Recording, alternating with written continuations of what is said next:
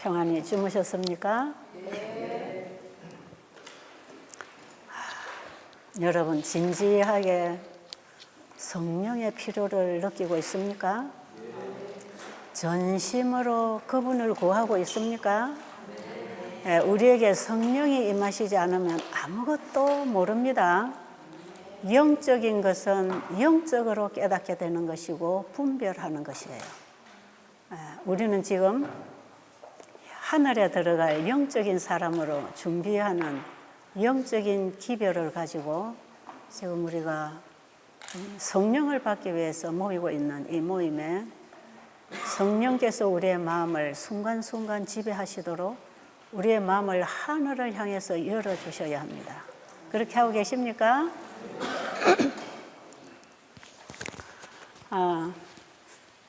아침에 일어나시면 제일 먼저 뭐 하라고 그랬죠? 양치하고, 그 다음에 물 마시고, 그 다음에 뭐 하십니까? 그 다음에는 이제 하늘로부터 오는 공기를 마시고 하늘과 교통할 수 있는, 이 안테나가 하늘을 연결할 수 있는 그런 시간을 가지려면 여러분이 조용히 교회에 오셔서 기도하시고 말씀 보세요. 아침에 일찍 일어나는 분들은 뭐 한 5시쯤에 일어날 수 있는데 2시간 시간이 있잖아요. 그죠?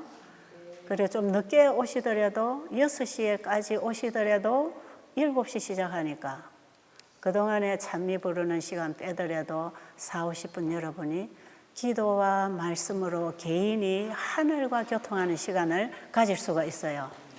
여러분들이 이렇게 마음이 준비되었을 때에 또 이 말씀이 여러분에게 나갈 때에 같이 만나줘야 됩니다. 그래서 서로 합성작용이 일어나고 상성작용이 일어나서 여러분에게 성령이 충만한 그런 경험을 가질 수 있어야 해요. 그래서 아침에 일어나면 절대로 다른 프로그램 안 합니다. 아침에 일어나면 산책을 한다든지 또 인간과의 교제를 하기 위해서 많은 대화를 나눈다든지 또는 뭐 스트레칭이나 운동을 한다든지 이런 것은 이 프로그램에 전혀 없습니다. 제가 34년간 베델 수양원의 프로그램이 그렇습니다. 절대로 아침에 이렇게 운동을 하거나 떠들거나 놀거나 사람과의 교제를 못하게 하고 이 시간은 반드시 하늘과 교통하는 시간이다. 새벽에, 이런 새벽에 우리는 주님과 교통해야 합니다. 그리고 우리가 운동도 필요하고 산책도 필요하고 스트레칭도 필요한 이런 것들은 낮 시간에 또 우리 서로 만나서 교제하고 대화하고 즐겁게 교제할 수 있는 이런 건 전부 낮 시간에 틈틈이 할 수 있어요. 정말 마음이 열려서 이 베델에 오는 환자들은 정말 예수님을 만나고 회복합니다. 그리고 예수님 만나고 변화받습니다. 전심으로 우리는 그분을 찾고 구해야 합니다. 우리에게 지금 필요한 건 다른 게 아니에요. 성령이 필요합니다. 성령이 없어서 우리의 심령이 메말라서 먼지를 날리고 있지 않습니까? 성령이 필요한 사람들이에요. 우리에게는 하늘의 생명, 창조의 능력이 와야 살아나는 것이지 우리 인간의 노력으로 되는 건 결코 아닙니다. 여러분이 살기 위해서 그 생명을 얻기 위해서 오셨다면 여러분이 그 길을 찾고 그 양식을 받을 수 있도록 봉사하는 것이 이 집회의 일하는 목적입니다. 그러니까 여러분이 그렇게 좀 함께 연합을 해서 정말 여러분의 인생에 앞으로도 없고 지난날에도 없었던 그런 놀라운 성령의 경험이 여러분에게 있게 되기를 바랍니다. 여러분에게 마지막 기회라고 생각하시고 전심으로 마음을 모아서 주님을 구하세요. 이 집회는 교인 만들려고 전도하는 집회도 아니고요. 성경을 잘 가르쳐서 여러분이 똑똑한 교인 되라고 하는 것도 아니고요. 진정으로 여러분 속에 하나님의 씨가 들어와서 이제 알곡이 돼야 되는 것이에요. 벼를 심어놔도 자라다가 잘못되면 쭉정이로 끝나는 거예요.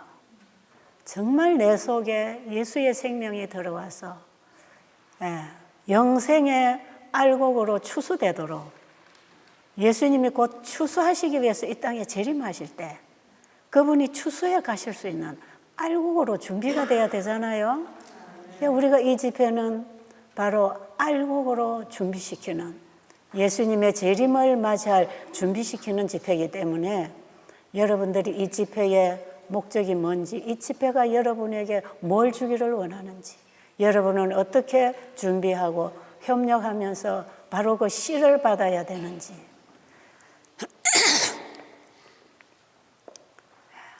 이런 부분이 우리에게 지금 가장 중요한 것입니다. 지금은 여러분 희낙낙하고 놀 때도 아니고요. 지금 여러분 돈벌이, 출세, 이게 중요한 시대도 아닙니다. 지금 우리는 젊었든지 늙었든지 병들었든지 건강하든지 시대적으로 우리는 예수님이 재림하시는 시대에 살고 있습니다. 그렇기 때문에 우리는 그 한 일을 위해서 준비되어야 할 백성들이고, 바로 이 세천사 의료 선교 세미나라고 하는 이 세미나는 세천사 기별인 영원한 복음이신 예수 그리스도를 내가 먼저 만나고 내가 그분을 영접하고 그분의 사랑의 불이 내 가슴에 붙었을 때 내가 이웃에게도 이 불을 붙이는 불쏘시개가 되라는 것입니다.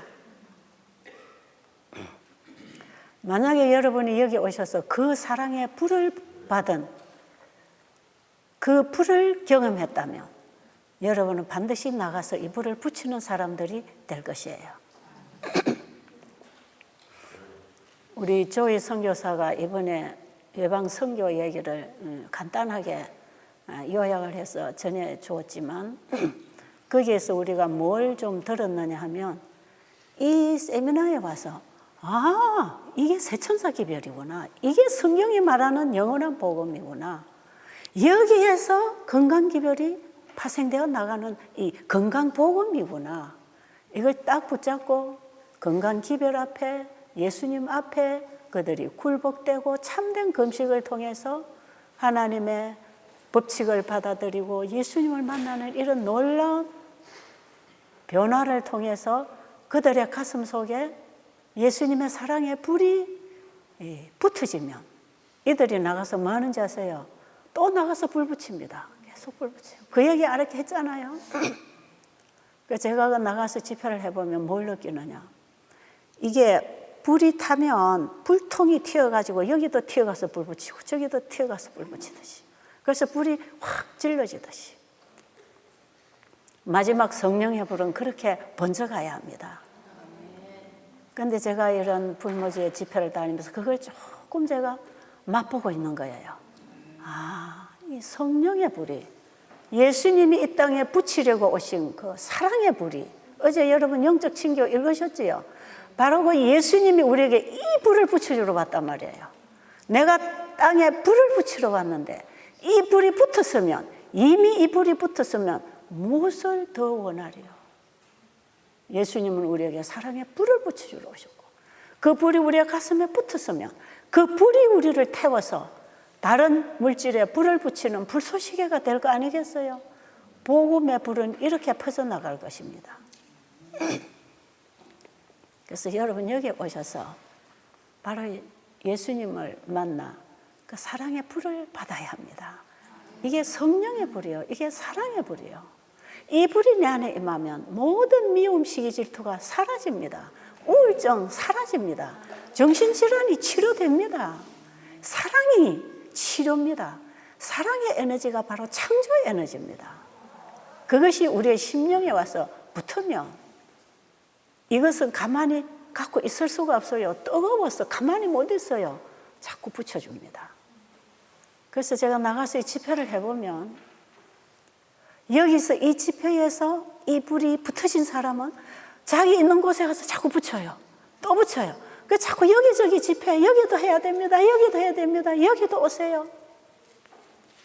그래서 제가 다 갈 수가 없어. 제가 우리 조희성 교사가 남아서 계속 그 집회를 하고 지금도 여기 오기 전까지 그 집회를 하고 혼자 남아서 하고 왔어요. 또 이번에 이 집회를 마치고 나면 18일 날 또 갑니다. 12일 날 우리 집회 마치면 우리 18일 날 가지요. 네, 며칠 준비해가지고 또 인도 가요. 가서 또 한 2군데 하고 오면 한 25일이 지나갑니다. 그럼 또 남아있는 이곳저곳에 집회를 해달라고 요청하면 또 우리 조희성 교사가 남아서 또 계속 거기 있는 청년들하고 거기 헌신한 일꾼들하고 연합해서 지금 일을 하고 있는 것이에요. 그 땅에서 일꾼들이 저는 많이 일어나기를 바랍니다. 우리 조희성 교사가 거기 가서 또 불 붙이고 또 저 불 붙이고 거기서 일꾼들이 불 받아서 또 나가고 정말 여러분 이 일을 위해서 기도해 주시기 바라고요. 이런 일이 우리 한국 땅에서도 저는 일어나야 된다고 생각하고 일본 땅에서도 일어나야 됩니다. 이 나라 저 나라 모든 나라와 족속과 민족에게서 이 불이 붙어서 퍼져서 복음의 빛이 환하게 드러나서 사탄이 패배할 수 있는 마지막 전쟁을 치루어야 하는 것입니다.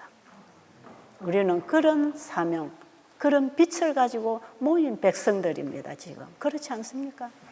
우리 재림교회는 이 땅의 마지막 시대에 특별한 백성들, 특별한 교회, 예수님의 재림을 맞이할 한 백성을 준비시킬 일꾼들을 길러내는 교회가 바로 이 재림교회예요. 여러분, 이 재림교회는 시시한 교회가 아닙니다. 여러분, 어떤 사람이 재림교회에 왔다가 몸담고 있다가 이 교회는 이단이야, 이거는 진리가 아니야, 그러고 나가서 안식교를 비판한다고 이 교회가 이단교회가 되는 게 아니에요. 우리 한국 민족들은 특별히 한국 사람들만이 안식교는 이단이야, 이걸 퍼뜨리고 있어요. 그래서 진리가 좋아서 들어왔다가 진리는 받지 않고 사람들의 잘못하는 것만 보고 이건 진리 아니네 하고 나가서 또 안식교는 진리가 아니고 이단이라고 퍼뜨리는 사람들도 지금 적지 않아요. 여러분, 이 재림교회는요, 사실 이 안식교가 아닙니다. 제7일 안식일 예수 재림교회. 이 교회 이름은 깁니다. 줄여서 재림교회라고 하죠. 재림교회. 근데 이 교회를 비판하는 사람들이 만든 게 안식교입니다. 안식교. 안식교가 뭡니까? 맨날 가만히 쉬라고 하는 교회입니까? 아무 일도 하지 말고 놀아라는 교회입니까? 그게 아니에요. 창조주에게서 우리의 모든 필요가 온다는 걸 가르치고 자기 일을 쉬고 하나님이 주시는 선물을 받아서 나누고 살아라. 이렇게 해서 온 땅의 마지막 창조주의 영광이 드러나는 빛을 전하고 백성들을 창조주교로 인도하는 유일하신 참 하나님과 그의 보내신 자 예수 그리스도를 아는 경험을 가지고 예수님 맞이할 준비를 하도록 세천사 기별을 전하기 위하여 조직된 교회입니다. 그런데 이 복음은 한국 땅에만 전파되어야 되는 게 아니고 모든 나라와 족속과 방언과 백성에게 전할 영원한 복음을 가지고 전할 교회로 하나님이 세우신 특별한 교회입니다. 여러분, 재림교인으로서의 정체성을 가지게 되기를 바랍니다. 그래서 요즘에도 누가 나가서 저리 매스컴을 통해서 지금 엊그제도 제가 들었죠. 안식교가 이렇쿵 저렇쿵, 나는 안식교에서 나왔습니다. 회개했습니다. 이런 얘기 하는데 제가 참 놀랐어요. 놀랐는데 제가 지금 각 나라로 다니잖아요. 여러 나라를 저는 지금 다니고 있습니다. 오래전부터. 거의 지금 30년째. 저는 외방 선교, 또 우리 한국 사람들이 가 있는 외국에 제가 오래전부터 이 복음으로 제가 부름을 받고 다니고 있잖아요. 그런데 어느 나라를 가든 저는 재림교회에 가서 집회해요. 재림교회에서 저를 초청합니다. 어느 나라를 가도요. 그런데 여러분, 제가 지금 안 보이잖아요. 저는 그 사람들의 얼굴이 검은지 흰지 예쁜지 미운지 무슨 옷을 입었는지 환경이 어떤지 시설이 어떤지 저는 그들을 못 봐요. 저는 아무것도 못 봅니다. 깜깜합니다. 그리고 그들의 언어를 저는 듣지 못해요. 뭐라고 하는지 그들의 가슴에 있는 얘기를 말로 들어서 제가 마음과 마음이 만나야 되는데 그들의 말도 저는 못 알아들어요. 얼마나 제가 깝깝하겠습니까? 정말 인간적으로 생각하면 절대로 가고 싶지 않은 곳들을 저는 지금 다니고 있어요. 그런데 다만 그들과 하나로 교통할 수 있는 하나가 복음입니다. 복음. 내가 만난 그 예수님, 그들도 기다리고 만나기를 원하고 그들도 만나고 사는 사람들을 만나는 것이지요. 그래서 제가 가서 이래 교회 안식일날 가서 함께 예배를 드리고 제가 또 설교를 하고 이제 제가 가 보면 우리 재림교회가 안식학교 시간에 배우는 교과책이 어느 나라를 가도 똑같아요. 우리가 보는 성경 모든 기독교인들이 같지만 천주교를 빼고 모든 기독교인들이 같이 보는 이 성경이 똑같습니다. 그리고 우리가 또 참고서처럼 우리가 성경을 더 밝게 이해하기 위해서 가지고 있는 책이 하나 있잖아요. 엘렌 G 화이트서를 보는데 이 책이 똑같아요. 똑같아요. 이 세 가지의 공통점이 있어요. 거기에 성경에 모든 빛이 모아지고 밝혀지고 있는 이 진리를 밝히 펼치고 있는 이 하나님 말씀을 가장 잘 공부할 수 있는 교재들, 똑같은 책들을 가지고 이 나라 저 나라 가도 똑같이 공부해. 한국에서 안식학교 시간에 교과를 공부하면 거기 가서 다음 교과는 거기 가서 다음 교과 공부하는 거예요. 어느 나라를 가도 하나의 조직, 하나의 교리, 하나의 신앙, 오직 예수님의 재림을 준비하기 위하여 마지막 셋째 천사 기별을 가지고 살고 전하는 교회로서 전 세계에 조직되고 분포되어 있는 교단이 제7일 안식일 예수 재림 교회입니다. 그런데 한국 사람들만 있는 곳에 가면 미국이고 호주고 어디도 가면 안식교 2단 안식교 2단 하는데 좀 웃기는 얘기 아닙니까? 세계 지도를 펴보면 한국이란 땅이 얼마나 작습니까? 이 나라 사람들 가는 곳마다 안식교 2단이라는 딱지를 붙이고 다녀. 참 희한하대요. 그런데 세계 지도를 펼쳐보세요. 어느 나라에 가도 그렇게 말하는 사람 없어요. 그리고 한국 땅에서 안식교 2단위를 한다고 2단이 되는 게 아니에요. 이건 한국 땅에만 있는 교회가 아닙니다, 여러분. 이 지구촌에 곳곳에 다 조직되고 이 기별이 땅끝까지 퍼져나가도록 조직되어 있는 하나의 큰 재단입니다, 이거는. 정말 세계적으로 가장 많이 분포되어 있고 가장 조직적으로 활동하는 교단이 또 하나가 있다면 그게 천주교회라고 보겠지만요. 실제로 재림교회가 거의 각 나라마다 세계적으로 다 들어가 있습니다. 놀라워요. 저는 어느 나라를 가도 절대로 이방인을 만난 것 같지 않아요. 1시간만 예배드리고 대화 나누고 나면 하나가 됩니다. 전부 하나가 돼요. 하나의 복음이에요. 하나의 기별. 그 한 성령 안에서 같은 말을 해요. 그러니까 제가 만나고 경험한 예수님을 전할 때 그들의 가슴에서도 만나줘서 눈물 나고 감동받고 끌어안고 그러는 것입니다. 하나님은 한 분이십니다. 그분은 창조주이십니다. 창조주가 우리 죄인을 구원하라고 이 땅에 오신 분이 예수 그리스도십니다. 오직 우리의 구원은 예수님 안에 있는 것입니다. 그 예수님이 온 땅에 전파돼야 돼요. 이 종교 통합으로 인해서 만들어낸 그 종교가 아니고 창조주이신 예수 그리스도가 우리의 유일한 구원자이십니다. 제가 지난 시간에도 말씀드렸지만 지금 종교 통합을 통해서 사탄이 경배를 받기 위해서 일요일 법령운동을 만들고 있는 이 세계적인 조직 안에 우리는 지금 뭘 할 것입니까? 오직 창조주께로 돌아가야 한다고 하느니 마지막 무리들을 성령의 운동으로 새롭게 조직하는 하나의 운동이 일어나야 합니다. 그래야 우리가 대항해서 싸울 거 아니에요. 지금 우리 앞에는 영적인 대전쟁, 마지막 전쟁이 남아있고요. 우리 여기에 설 군인들을 지금 준비시키는 집회가 세천사 의료선교 세미나입니다. 이해하시겠어요? 이 집회의 성격이 뭔지를 알고 오셨습니까?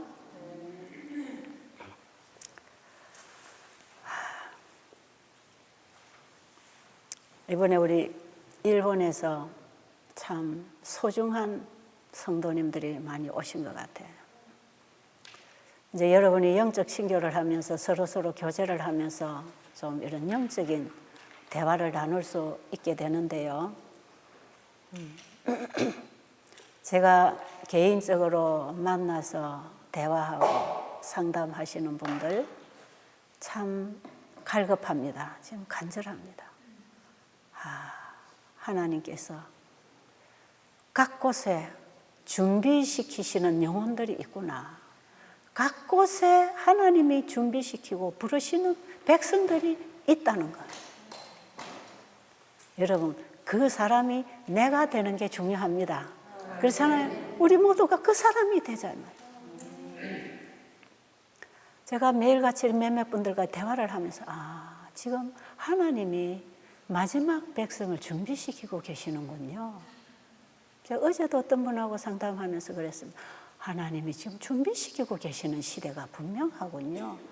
어떻게 그렇게 철저하게 자기 죄를 내놓고 해결을 합니까? 어떻게 그렇게 제가 만나는 사람들 보면 뭐 대충 얘기하고 지나는 사람 말고 정말 진지하게 다가와서 얘기하고 싶어서 얘기하는 사람들 만나보면 하나님이 이분을 좀 준비시키고 계시는구나. 제가 그 모습들을 보면서 주님, 저도 같이 준비되어야 합니다. 저도 준비시켜 주세요. 제가 지금 뭘 버려야 됩니까? 뭘 회개해야 됩니까? 뭘 버리고 뭘 잡아야 되는지 정확하게 저에게 그걸 가르쳐 주세요. 다 포기하겠습니다. 다 내려놓겠습니다. 가장 적이 되는 게 나라는 거예요. 내 자라는 것입니다. 주님, 그거 포기하겠습니다. 이미 나는 예수님과 함께 십자가에 죽었습니다. 그런데 왜 내가 또 나옵니까? 이거 오늘 또 나를 부인하고 십자가에 못 박게 해주세요. 저는 희망 없습니다. 저는 아무것도 할 수 없습니다. 주님이 해주셔야 합니다. 주님 해주세요. 주님이 나를 치료하시려면 나를 주님 손에 맡겨야 되겠죠? 환자가 의사의 손에 자기를 맡길 때, 의사의 손에 자기의 병을 맡기고 수술실에 들어갈 때 환자가 할 수 있는 건 아무것도 없습니다. 환자가 할 수 있는 거 있습니까? 수술실에 들어갔을 때 환자가 할 수 있는 건 뭐가 있습니까? 아무것도 없습니다. 그냥 의사가 하는 대로 맡기는 거예요. 마취시키면 마취 주사 맞아야 되고, 배를 가르면 가르도록 맡겨야 되고, 잘라내면 잘라내도록 맡겨야 되고, 환자는 의사에게 가면 그건 자기를 맡겨야 돼. 이거 해주세요, 저거 해주세요 해보세요. 의사가 수술해 주나요? 안 해줍니다. 의사한테 가서 나 이런 약 안 먹고 이런 약 주세요 하면 의사가 처방해 주겠습니까? 안 해주지요. 의사가 주는 처방약을 여러분이 가지고 와서 먹든지 안 먹든지는 여러분이 결정할 일이지만, 의사가 주는 처방약을 받지 않으려면 의사한테 갈 필요가 없겠지요. 정말 우리가 예수님에게서 치료받기 원하십니까? 정말 예수님에게서 거듭나고 새로운 피조물로 변화받기 원하세요? 그러면 나를 그분에게 맡겨야 합니다. 나를 그냥 맡겨놔야 돼요. 저도 처음에 예수님 사랑을 만나고 내 전체를 그분에게 드리고 출발하는 이런 아름다운 출발이 있었는데, 그 출발로 인해서 오는 과정에서 자꾸 일을 하다 보니까 그건 놓쳐버리고 내가 일을 하고 있다란 말이야. 내가. 그래가지고 얼마나 뒤집어지고 엎어지고, 내가 나오니까 이거 얼마나 독소가, 먼지가 퍼져나가겠습니까? 그죠? 정말 내가 많이 일을 한 것 같아요. 내가. 정말 저는 출발은 예수님 안에서 참 잘 출발해가지고 중간에 오다가 내가 나와버렸어요. 그래가지고 막 행위도 가르치고 사람들에게 이러세요 저러세요도 막 가르치고 별짓을 다 했더라고. 지금 보니까 참 제가 어디서 넘어지고 또 어디서 일어나고 어디서 또 넘어지고 어디서 일어난지 제가 가만히 제 온 걸음을 이렇게 짚어보면 하나님께 나를 전적으로 맡기지 않고 내가 해결하려고 했을 때 다 넘어졌어요. 제가 70년 동안 배운 공부 경험입니다. 저는 한평생을 신앙생활로 살아온 사람이에요. 제가 어디서 실패하고 어디서 승리했는지 제가 이걸 다 짚어봅니다. 내가 해결하려고 내가 나갔던 것은 다 실패예요. 그런데요, 언제 내가 하려고 안 하는가? 내가 절대로 할 수 없는 일을 만날 때 그때 하나님께 맡기더라고. 그런데 그때야말로 하나님이 일하실 수 있는 기회입니다. 그때야말로. 우리의 위기는 하나님의 기회라. 가장 위기라고 생각했을 때, 절망이라고 생각했을 때, 앞이 안 보인다고 생각했을 때 하나님 나는 모릅니다. 내 손잡고 인도해 주세요. 그래서 그때마다 나는 갈 길 모르니 주여 인도하소서. 그 노래를 눈물로 기도하고 노래하고 주여 옛날 에녹같이 에녹처럼 되고 싶다는 노래를 부르면서 또 헌신하고 기도하고 주님께 맡기겠습니다. 주님 제 손잡고 제 갈 길을 인도해 주세요. 저는 앞도 안 보이고 옆도 안 보이고 뒤도 안 보이고 내가 어디로 가야 할지 방향을 잃었습니다. 주님 인도해 주세요. 그런 때가 옵니다. 그런 때가 계속 또 지나면 또 막히고 또 막히고 이럴 때마다 그 문제를 놓고 하나님께 기도하고 맡기는 거죠. 그때에 내가 아무것도 안 보이고 깜깜할 때 맡길 수 있는 분이 계셔서 얼마나 좋습니까? 혹시 지금 여러분이 그런 단계에 부딪혀 있는 분이 계신가요? 가장 여러분들은 주님과 가까이 있는 자리입니다. 그게. 그때 포기해버리세요. 여러분이 수술실에 가서 의사에게 나를 완전히 맡기고 정신도 내 정신도 다 놔버리고 온전히 그냥 죽이든 살리든 맡겨놨을 때 수술하고 내가 깨어날지 안 깨어날지도 모르지만 일단 내가 의사에게 다 맡겼을 때 거기서 의사가 할 수 있는 충분한 일을 해낼 수 있는 것처럼 의사가 수술하는데 안 한다고 벌떡 일어나면 치료가 되겠습니까? 우리가 하나님께 맡겼다가 또 내가 하겠다고 벌떡벌떡 일어나면 다 망치는 거라. 그런데 하나님께 해달라고 기도는 해놓고 실제로는 내가 하려고 벌떡벌떡 일어날 때가 얼마나 많은지 몰라요. 그런데 이것도요, 신앙도 좀 연륜이 쌓아져야 되는 것 같아요.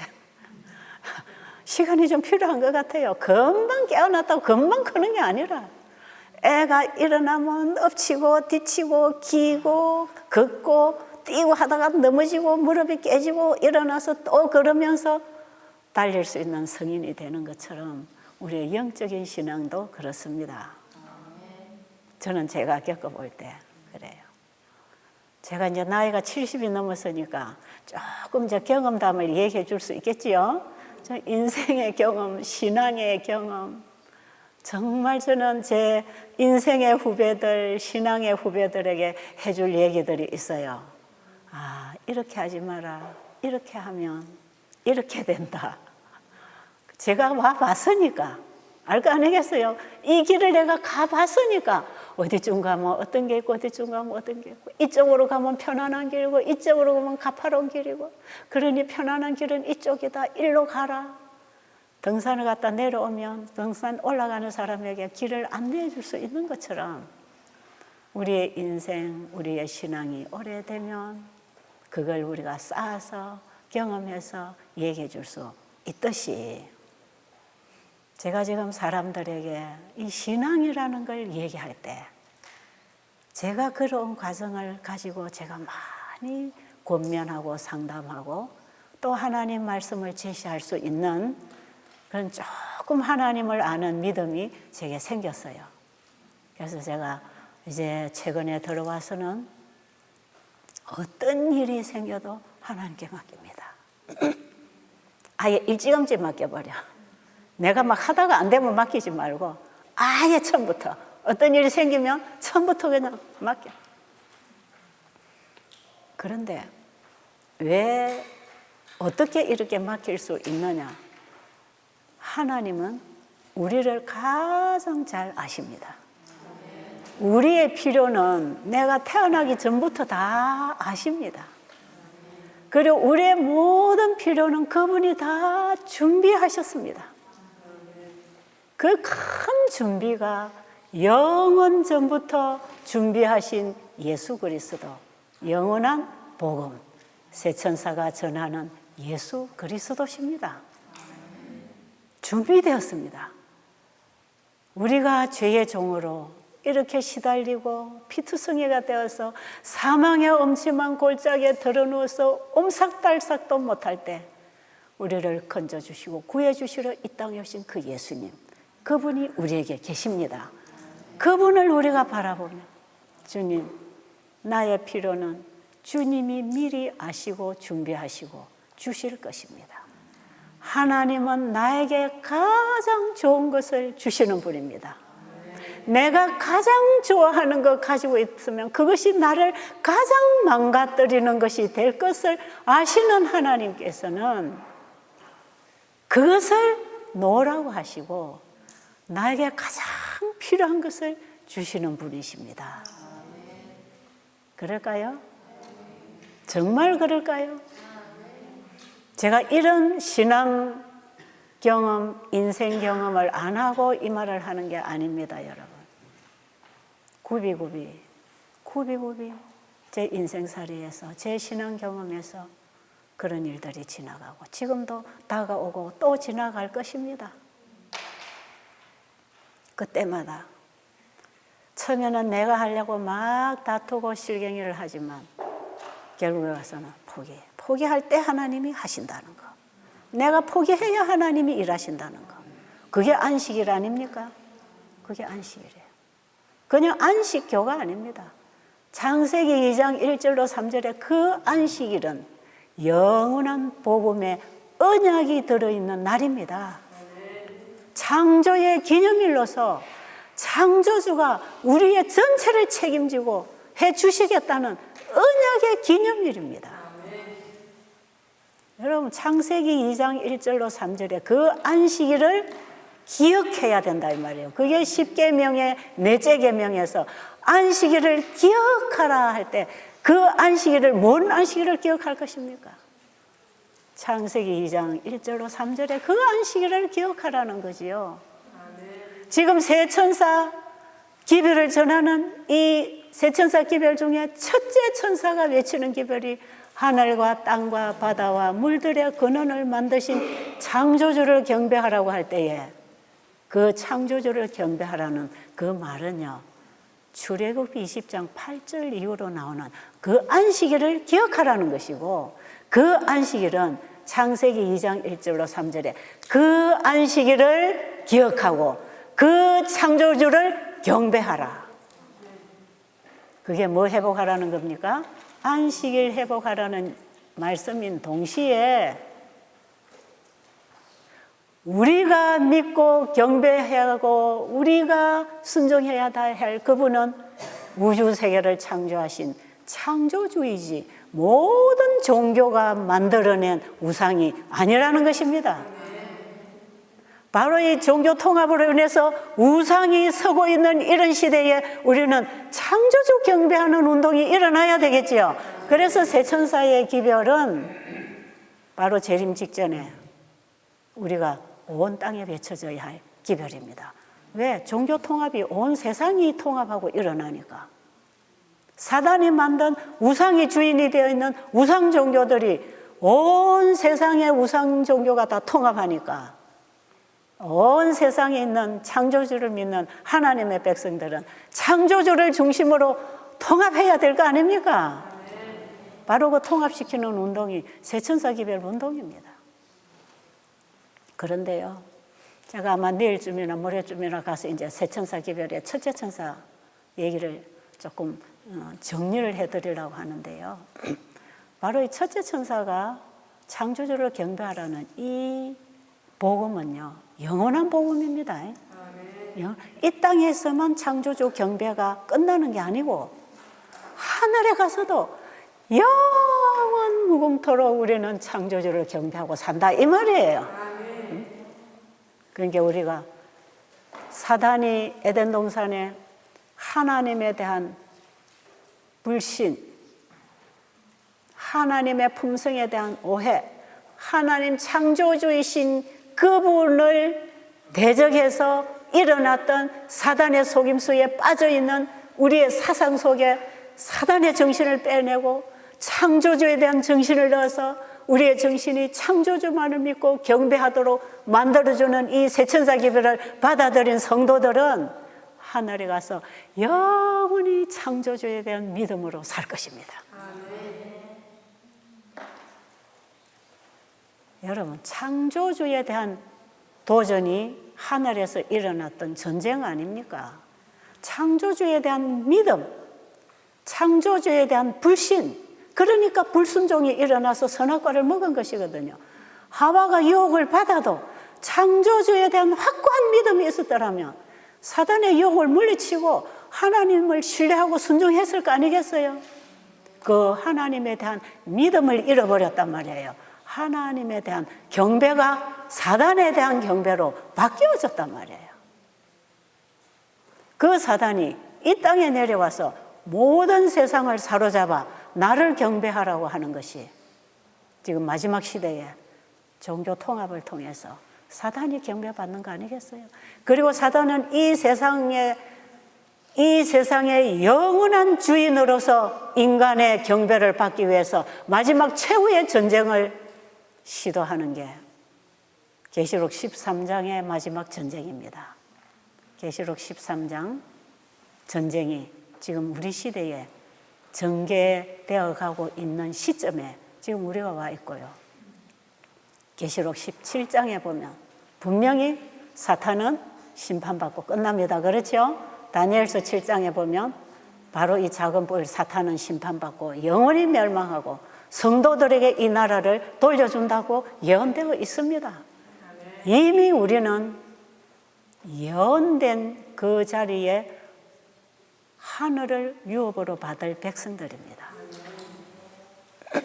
우리의 승리는 예수님 안에서 보장되어 있습니다. 이 전쟁은 예수님과 사단 사이에 싸우는 전쟁이기 때문에 우리는 힘 없습니다. 우리가 예수님을 믿고 그분을 의지하고 그분에게 맡기면 우리에게 승리가 보장되어 있습니다. 이게 믿음으로 말미암는 참된 의입니다. 여러분, 우리는 좀 알려고 해야 되지 않겠어요? 좀 알려고. 모르는 건 죄가 아닌데요. 알려고 안 하는 무관심이 죄라는 겁니다. 이렇게 마지막 기별이 전파되고 마지막 성도로 준비되도록 건강 기별로 여러분들을 깨우고 일으켜서 예수님께로 인도하려는 이런 가르침이 나가고 마지막 복음이 전파되는 이런 곳에서 알려고 안 하고 관심을 가지지 않고 엉뚱한 곳에 신경을 쓰고 있다면 그게 문제다 이 말이에요. 그게 죄다 말이에요. 그게. 여러분, 모르는 건 죄가 아니에요. 절대로 모르는 사람을 아는 사람으로 간주하고 심판하지 않습니다. 그렇기 때문에 하나님께서는 반드시 심판 전에 기별을 보냅니다. 그런가요? 반드시 기별을 보냅니다. 노아 홍수가 있기 전에 반드시 노아를 통해서 120년 동안 기별을 전했습니다. 알려고 안 하고 들으려고 안 하고 안 받아들여서 다 죽은 것이지 그들이 몰라서 죽은 게 아니다 말이에요. 알 수 있도록 다 전파했습니다. 120년이라는 긴 기간 동안에 다 전파됐습니다. 여러분, 예수님의 초림도 이른비 성령을 받은 그 사도들과 제자들을 통해서 그 시대에 다 전파됐습니다. 알지 않고 듣지 않고 안 믿으려고 해서 다 멸망당한 거예요. 그 시대에. 이스라엘 유대 민족들이 그렇습니다. 유대 민족들이 알려고 했으면, 침례 요한이 기별이 왔을 때 알려고 길을 열었더라면 메시아를 십자가에 못 박지 않았을 것입니다.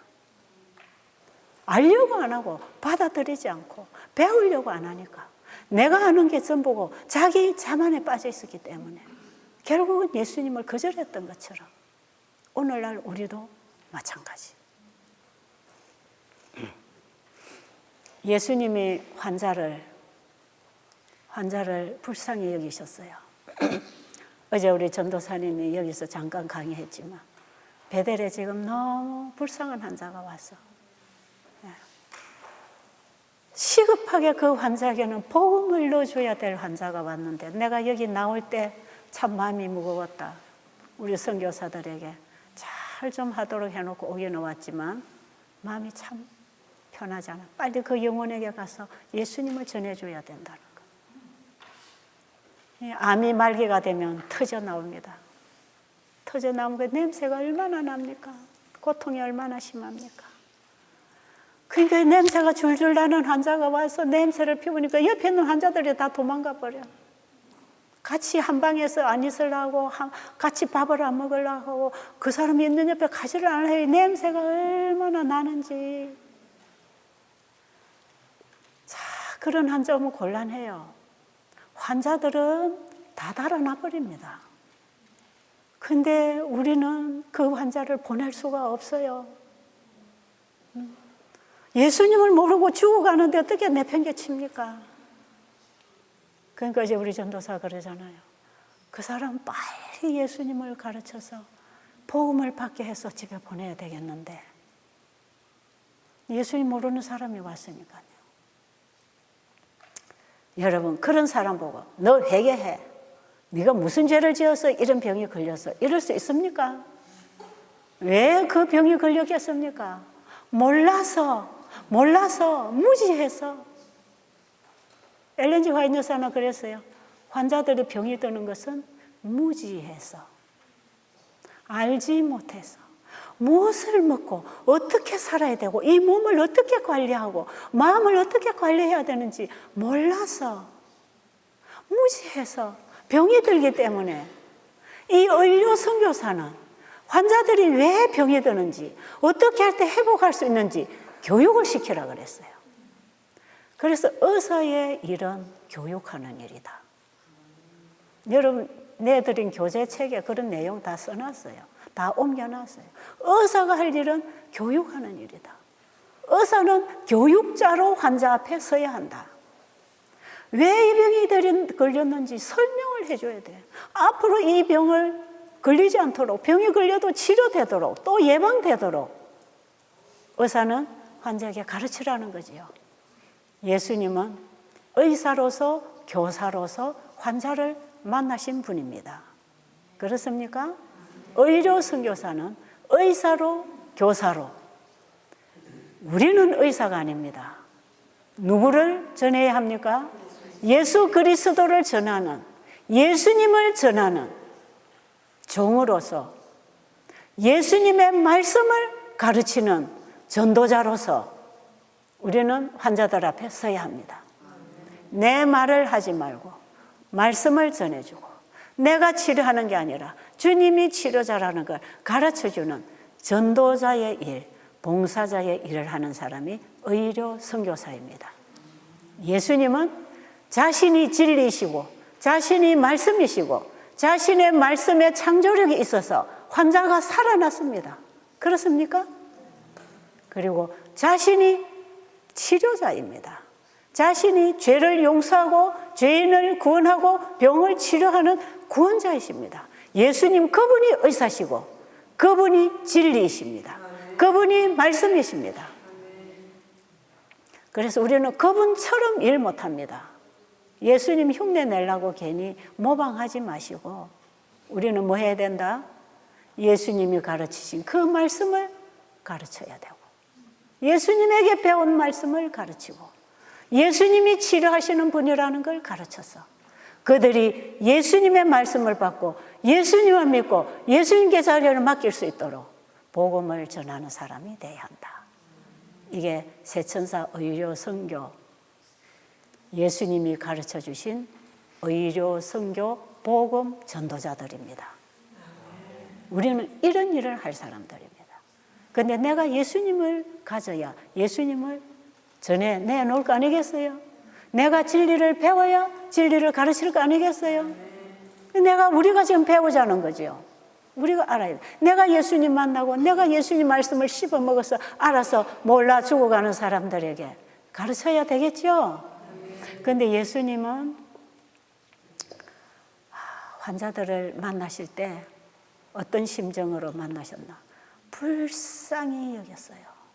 환자를 쳐다보고 예수님은 눈물을 흘리셨어요. 불쌍히 여기시고 동정심을 가지고 그들을 구원하기 위해서, 그들을 살리기 위해서 다가가셨어요. 우리에게 그 마음이 필요할까요? 우리가 환자를 보면 불쌍한 마음이 들어야 돼. 동정심이 가야 돼. 옛날에 바리새인들은 병자를 보면 정죄의식이 강해가지고 정죄하는 것입니다. 하나님께 너는 벌 받았어. 너는 네 죄 때문에 이런 고통을 당하는 거야. 그래서 하나님이 병을 주고 저주하고 심판자로서 가차없이 죄인들을 처벌해버리는 그런 하나님으로 바리새인들이 하나님을 가르치고 있었단 말이에요. 이것은 누구로부터 온 가르침인가? 사탄으로부터 온 가르침이에요. 어느 날 기독교 강단에서 복음을 전하는 전도자들이 하나님이 벌을 줘서 고통이 오고 저주가 오고 병이 생겼다고 하면 그건 전부 사단이 가르쳐 주는 거예요. 예수님을 전하는 전도자가 아니고 사탄을 전하는 전도자 일을 하는 것입니다. 그런데 예수님은 그래 안 하셨어요. 예수님이 그래 하셨어요. 예수님 그래 안 하셨어요. 네가 낫고자 하느냐? 네가 걷고 싶으냐? 네가 죄 용서받고 싶으냐? 네가 살고 싶으냐? 그러니까 예수님은 죽어서 장례식하고 나가는 가부의 아들 죽은 관에 가서 일어나라. 38년 동안 걷지 못한 중풍병자에게 찾아가서 네가 낫고 싶으냐? 걸어가라. 죄의 죄책감 때문에 그 바리새인들에게 정죄당한 이 중풍병자가 지붕이라도 뚫고 예수님을 만나야 되겠다는 전심으로 예수님을 찾아온 그 중풍병자에게 예수님은 네 회개해라 이런 말 안 하시고 뭐라고 하셨지요? 소자야 안심해라. 네 죄 사함을 받았느니라. 그리고 걸어가거라. 여러분 이게 다 무슨 얘기입니까? 이게 다 무슨 얘기예요? 우리의 연약성, 우리의 죄됨, 우리의 불가능함을 하나님은 다 아십니다. 왜 우리가 죄만 먹고 죄로만 살고 죽음의 삶을 살고 있는지 하나님 다 아십니다. 우리가 지금 누구에게 끌려가고 있습니까? 사단에게 사로잡혀가지고 사단의 옥에 갇혀가지고 그게 종이 되어서 끌려가면서 피투성이가 되어서 살고 싶은데 살 길을 찾지 못하고 죽어가는 이 세상에 불쌍한 우리를 바라보시는 그분이 우리를 어떻게 보시겠습니까? 제가 옛날에 이런 기도 참 많이 했어요. 하나님, 저것만 오늘 잠재워 주세요. 저 안 살고 싶어요. 못 살겠어요. 나는 살 힘이 없어요. 나 이대로 사는 거 고통스러워요. 그냥 잠재워 주세요. 어떤 때는 제가요, 밤에 잠자리에 들어갈 때 한없이 울고 하나님, 내일 아침에 저 안 일어나게 해주세요. 그런데 내일 아침에 제가 일어났어요. 진짜 하나님은 내 기도 응답 안 하시는 분이더라고. 진짜 내 소원을 안 들어주시는 거예요. 하나님 나 좀 이대로 잠재워 주세요. 전 더 이상 살 힘이 없어요. 너무 힘들어요. 아침에 보면 하나도 기도 응답 안 되고 또 눈 떴어요. 그래가지고 또 베델의 환자들은 와서 막 또 교회 모여 들어가고 노래 부르고 있어요. 그럼 우리 봉사자 집사님 오셔가지고 제가 안 나오고 있으니까 시간대도 안 나오니까 문을 두드려. 원장님, 지금 환자들이 나와서 지금 기다리고 있어요. 저는 도저히 환자들 앞에 가서 설교할 힘이 없어요. 내 자신이 너무 처절하고 비참하고 저 못해요. 그럼 제가 또 뭐라 한지 아세요? 하나님, 저 환자들 제발 좀 베델에 보내지 마세요. 좀 사람들 좀 여기 안 오게 해주세요. 그 기도도 절대로 응답 안 해요, 지금까지. 환자들은 계속 모여들어요. 나는 힘들어요. 네. 제가 이 일을 하면서 제일 힘들었던 그런 문제들은 내 가정 안에서 일어나는 문제입니다. 내가 안 돼서 일어난 문제, 내가 하려고 하다가 일어난 문제들이에요. 그래가지고 제가 하나님 이제 그만 여기 사람들을 보내지 마세요. 나를 그냥 끝내주세요. 여러분, 이 기도를 제가 한두 번 한 게 아니에요.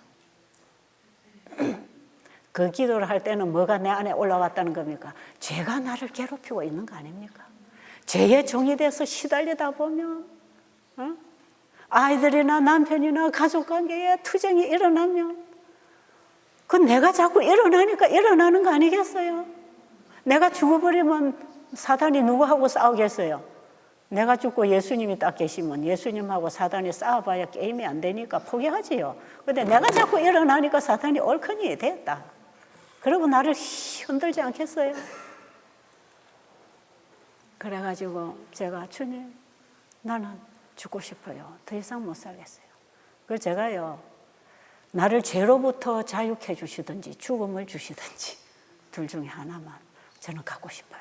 그러면 이 죄의 종으로 이렇게 살려면 차라리 죽어버리든지, 아니면 죄로부터 나를 완전히 자유케 해서 은혜 가운데, 충만 가운데 내가 좀 하늘을 날고 좀 누비도록 살게 해주시든지. 나 이대로는 살기 싫어요. 그런 기도 아니겠어요? 내가 죽고 싶습니다 할 때는 바로 그런 심정이거든. 그런데요, 그때에 제가 그런 걸 다 기도하지 않았지만 예수님, 저 더 못 살겠어요 하는 그 기도에 예수님은 어떻게 응답하시는지 아세요? 그래, 네가 이대로는 사는 게 죽는 것만 못하지. 네가 이대로 사는 거 원치 않지. 그러니 내가 제대로 살게 해줄게. 그래서 나를 그 자리에서 잠들게 안 하시고 응답 안 하시고 오래 참으시고 기다려서 진짜 삶을 살도록 해주시는 분이라. 우리는 항상 내 생각을 구하고 응답이 안 오면 하나님이 어디 있어? 내 기도는 하나님이 안 들어주셔. 이렇게 포기해버리지요. 하나님은 훨씬 높은 곳에 계시고 우리는 내 앞도 안 보이지만 하나님은 전체를 보고 계시는 분이십니다. 그래서 그래, 네가 그거 싫지? 됐어. 네가 싫다고 나에게 말해라. 그리고 거기서부터 네가 구원받고 싶다고 말해라. 내가 구해줄게. 구하라. 그러면 주실 것이요. 그래서 예수님은 네가 낫고자 하느냐? 그겁니다. 네가 낫고자 하느냐? 네가 정말 여기서부터 걷고 싶고 낫고 싶으냐? 그거 아닙니까? 그러면 받아라. 나는 너를 치유하고 너를 죄로부터 구원하기 위하여 왔다. 내가 너를 살려주려고 왔으니까 살아라. 죄책감에 빠져 죽게 된 이 죄인에게 네 죄 용서받고 싶지? 그래서 여기까지 왔지? 네 이미 용서받았다. 걸어가라. 이게 복음 아니에요? 여러분, 이게 복음이에요. 여러분, 오늘 이 복음을 만나시기 바랍니다. 그래서 예수님은 환자들을 만나실 때에 바리새인들이 환자를 만나는 그런 정신이 아니었어요. 문둥병이나 중풍병자들이 바리새인 지도자, 유대 지도자들, 제사장들에 가면 다 정죄받고 쫓겨났잖아요. 그런데 그런 환자를 예수님이 찾아가셨어요. 그 유대 지도자들이 믿는 그 하나님이 아니단 말이에요. 예수 그리스도는 전혀 그들이 믿는 하나님이 아닌 것을 증거하셨습니다. 그래서 예수님 환자를 찾아가실 때 동정하셨어요. 네가 어쩌다가 네가 몰라서 이렇게 당했구나. 그걸 동정하시는 거 아니에요? 죄인이 죄를 짓고 고통당할 때 같이 흉봅니까? 불쌍하잖아요. 진정한 그리스도인들은 죄를 짓고 뉘우치고 이 죄로부터 고통당하는 호소를 들을 때 동정심이 가지요. 불쌍히 여기는 마음이 생기잖아요. 그래서 해결책을 주는 것입니다. 누가 해결책입니까? 예수 그리스도가 해결사입니다. 예수님 만나세요. 그래서 예수님 만나세요가 답입니다. 답. 우리 배대로 오는 환자들은 예수님 만나세요가 답이에요. 왜? 우리에게는 답 없으니까. 근데 예수님은 직접 환자를 찾아가셔서 환자가 예수님 만났잖아요. 그러면 답이 올까요? 예수님 만나서 도움 못 받은 사람 있나요? 없어요. 없어요. 그 예수님 바라보시기 바랍니다. 그래서 예수님은 그들을 이해하시고, 여러분 사랑이라고 하는 것은 바꾸어 말하면 이해하는 겁니다. 이해. 오해, 반대, 이해. 이해할 수 있는 그게 사랑입니다. 상대방이 가장 연약하고 가장 어려운 과정을 이해해 주는 것, 같이 느껴주는 것, 동정하는 것, 그게 사랑 아니에요? 사랑이 뭐 항상 사랑한다고 끌어안고 사랑해 하고 뽀뽀해 주면 그게 사랑입니까? 내가 실수하면 뱉어버리는 그게 사랑입니까? 그게 사랑이 아니에요. 그런데 우리는 얼마나 입에 발린 사랑을 자주 말하는지 몰라요.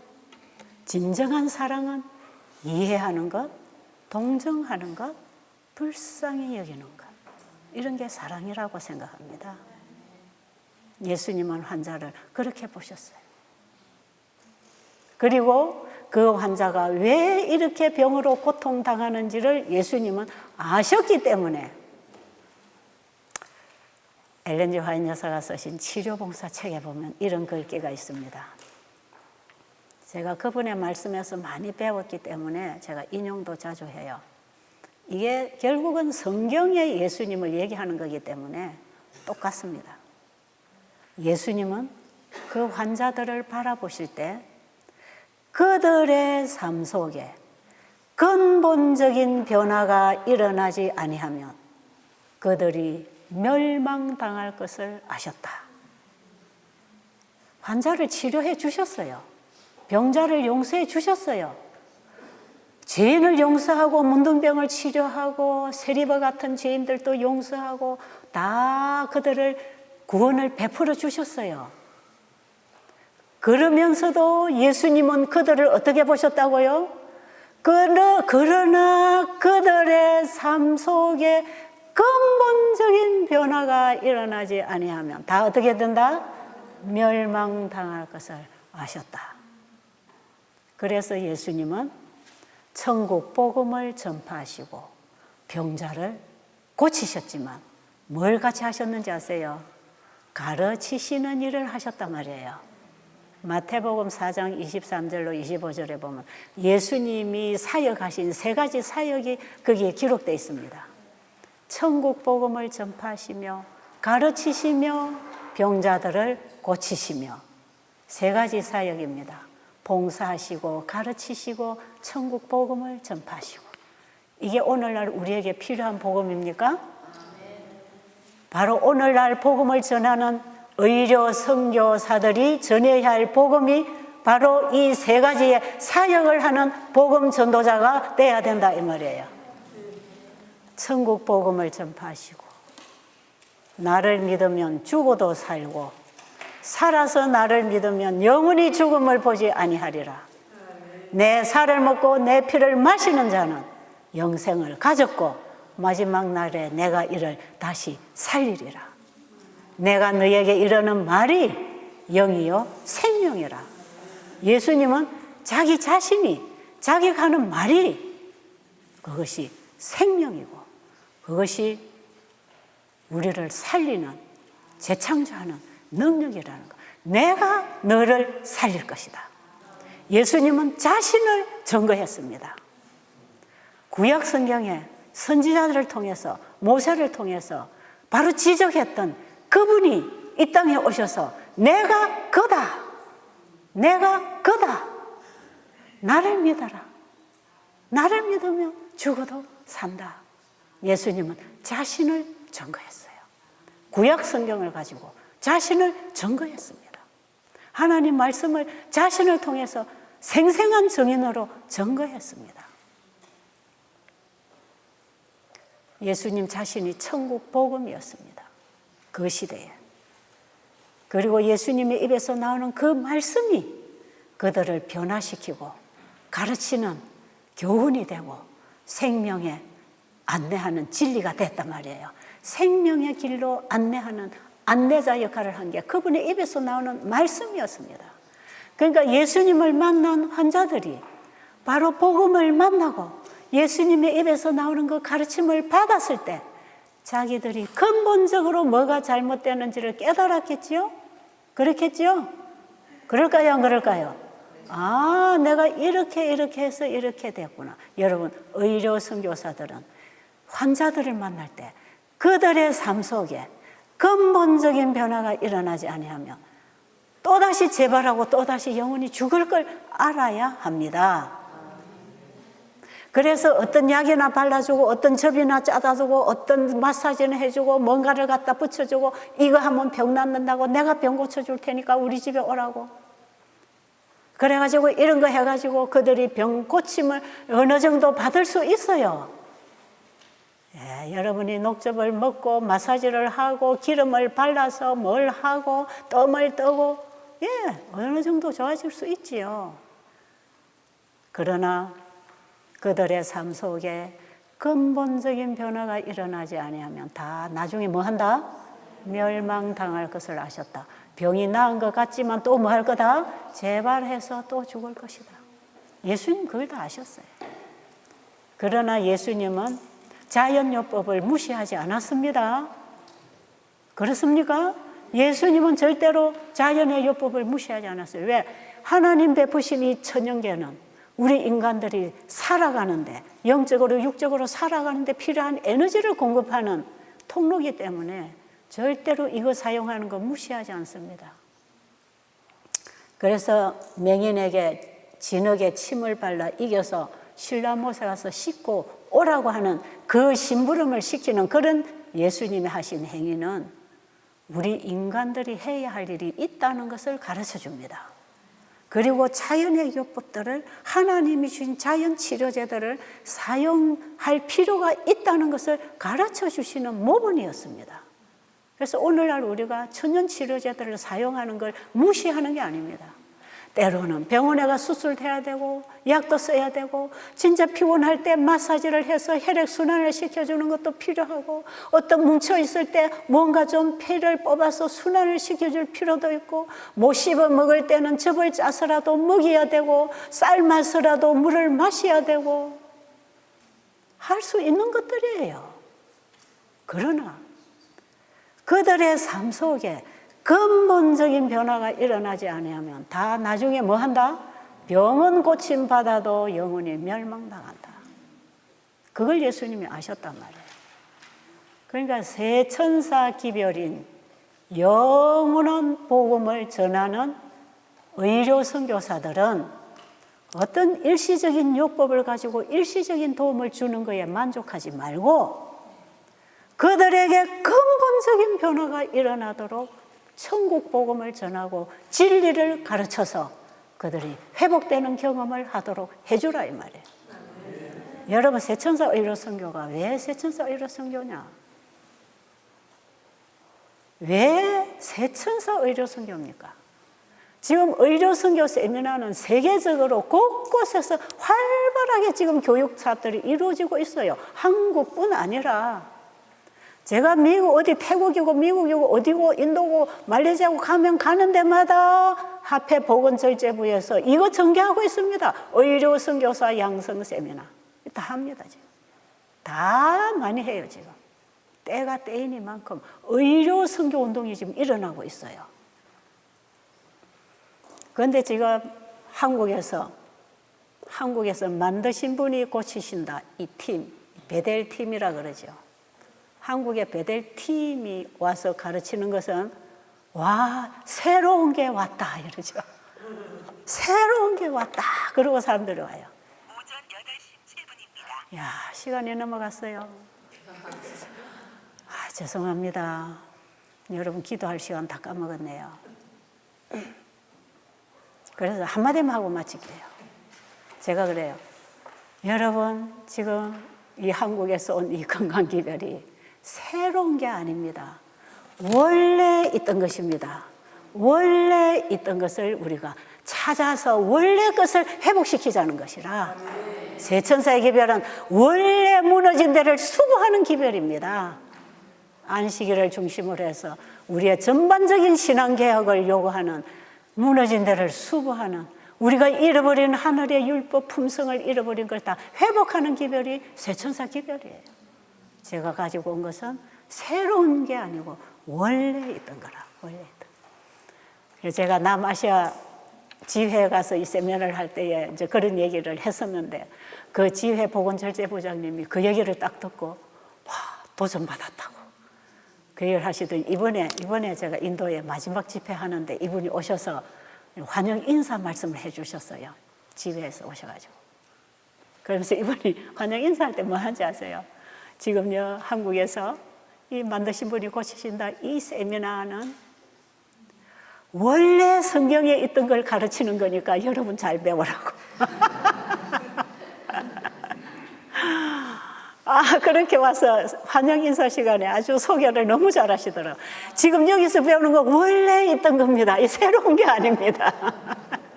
왜? 다른 의료 선교사 세미나에서 배우는 거하고 이게 다르다 이 말이에요. 이게 새로운 게 아니라고. 제가 그 얘기를 듣고 얼마나 만족했는지 몰라요. 저보고 개인적으로 그래요. 인도에서 10년 동안만 일해줄 수 없느냐. 우리 지회에 사택 줄 테니까 10년만 여기 와서 일을 하자.